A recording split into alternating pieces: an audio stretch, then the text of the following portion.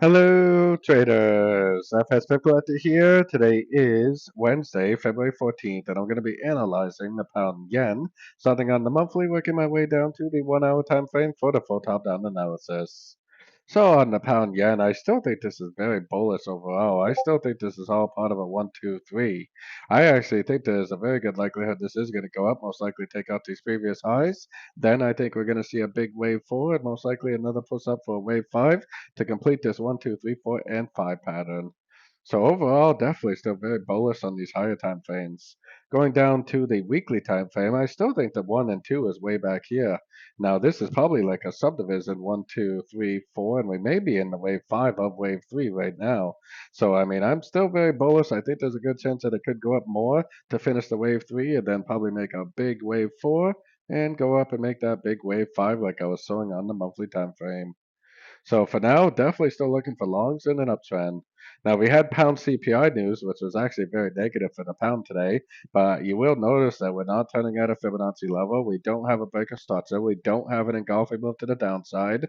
I personally am definitely still looking for longs. I think there's a very good likelihood that it is going to keep on going up and continue to make higher highs, higher lows. So taking it right down to the 4 hour time frame. 4 hour time frame is where I got my Fibonacci retracement on here. Like I said, I'm definitely still looking for longs. That news was pretty negative for the pound this morning, but I think that there's a good chance that it could keep going up. We do have a speech today from Bailey with the Bank of England guy this afternoon, so maybe that will be what causes the pound to gain some strength and continue the uptrend. Overall, until today, the pound has been very strong, so I think if it does turn up at a Fibonacci level, then this is going to be a great opportunity for some easy money. So going down to the 1 hour time frame, we definitely have a little bit of a three-way pattern going on here. I would call that an A. I would call this a B. It looks like we're in a wave C. I'd like to see it go down just a little more, bounce off the 61.8% fib level, making a pulse move up, break structure.